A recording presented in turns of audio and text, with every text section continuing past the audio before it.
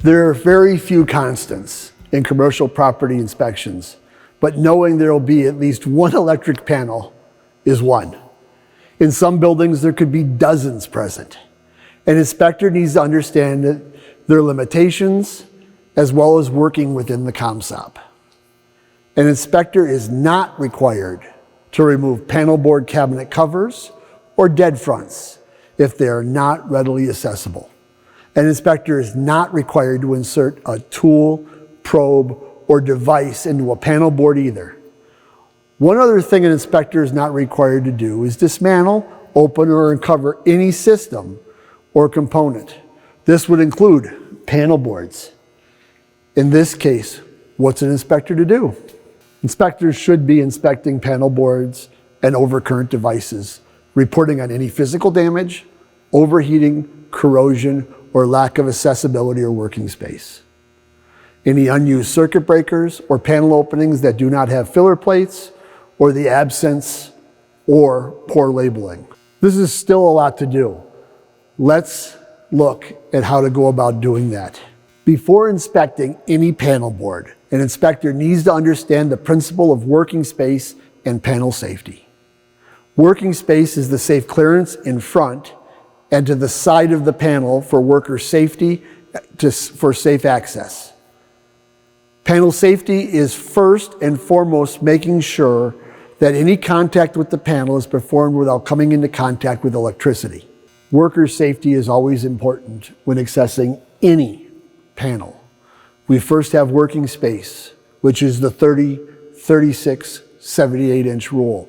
Any encroachment in that panel space is something inspectors should place in the report.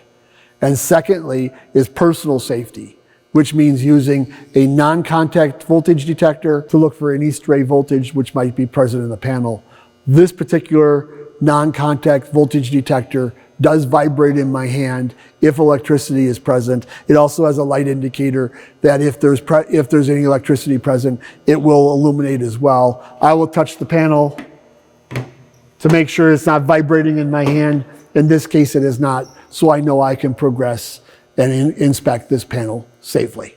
If working space protects the worker and the pedestrian from accessing this panel board, then dedicated space is that space that's dedicated to protect the panel board from anything else in the building. So when I'm looking at dedicated space, I'm looking for the space that goes from the top of the panel to 6 foot above or to this nearest structural ceiling to make sure there's nothing encroaching on this panel that could cause damage. This is a commercial panel board. It is not like a residential panel board. A commercial panel board has a completely different construction and a completely different methodology. In fact, most commercial panel boards are not purchased at a home store. These are specifically ordered for this property at this particular wall installation. When I look at a commercial panel board, again, for safety, I'm going to use a non-contact voltage detector or the back of my right hand to verify that I can open this panel. But by opening this panel, you're going to see I have two different unique covers present. I have a cover door and I have a dead front. You'll see that the cover door is installed by this series of 6 bolts. And I have an inner cover, which is the dead front, accumulated by these 8 screws. So the removal of a panel door on a residential is pretty simple. You remove 4 or 6 screws, the panel cover is pretty light. On a commercial, this is 25 pounds. And if I remove this door here, I still do not have access to the inside. So removing the cover door and the dead front cover is considered beyond the ComSOP. Let's take a look at the inspection of this panel board, which will be exactly the same as you should inspect every panel board in every building, no matter how many there are.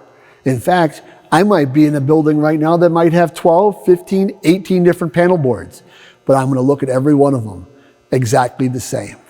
So let's go through a little bit of a mental checklist that you'll consider doing on every inspection.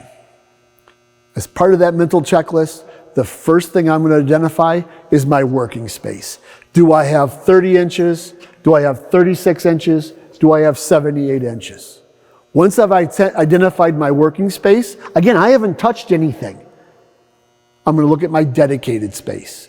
Do I have 6 foot above this panel? Is there anything encroaching in that?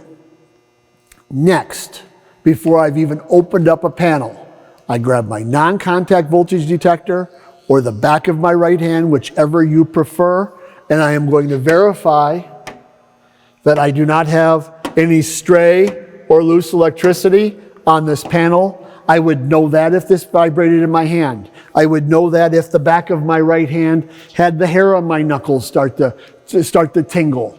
I would want to make sure that I am going to progress to anything I'm going to inspect on this panel in a safe manner. So then now, once I've established this is safe to touch, I try to identify the unique panel label or identifier. In this particular case, I'm inspecting panel G. How do I know it's G? It's labeled right here, G. I don't know what G means. This building would understand that. But in my report, I'm going to identify this as panel G. Now, once I've identified panel G, I can open up this panel. Again, I'm in the habit that my left hand is in my pocket. I'm going to open up this panel, and by opening up the panel, I'm going to look for and identify any general issues. I always take a picture in my report of panel G and the general appearance of the interior of every panel. Then next, I'm going to locate the unique panel serial number. These panels are not purchased at a home store again. These panels are specifically ordered for this installation, this spot in this warehouse, panel G, and my unique serial number is down here at the bottom. It's going to tell me that this is a 225 amp, 208 volt, 3-phase, 4-wire panel. That's going to also be a photo that I'm going to place in my report to let my clients know exactly what's being serviced by this panel. Then I'm going to verify the overcurrent protection. Now, in this particular case, I don't have a disconnect here.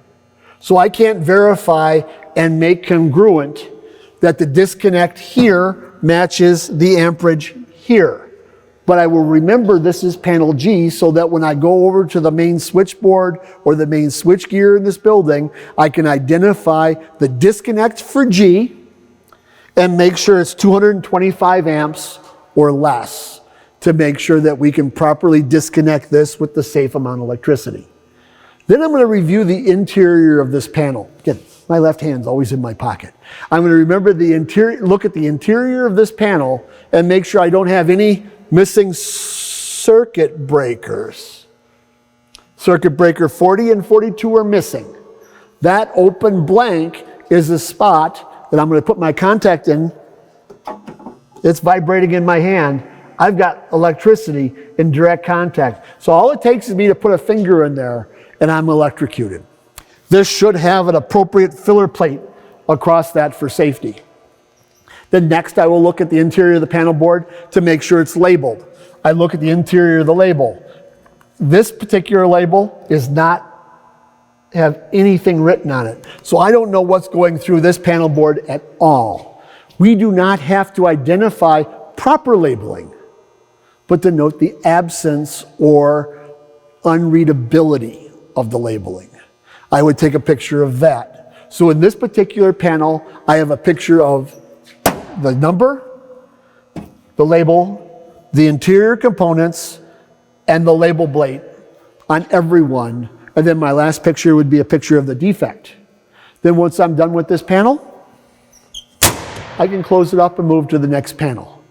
But that would be the typical steps I would take to inspect every panel in this building.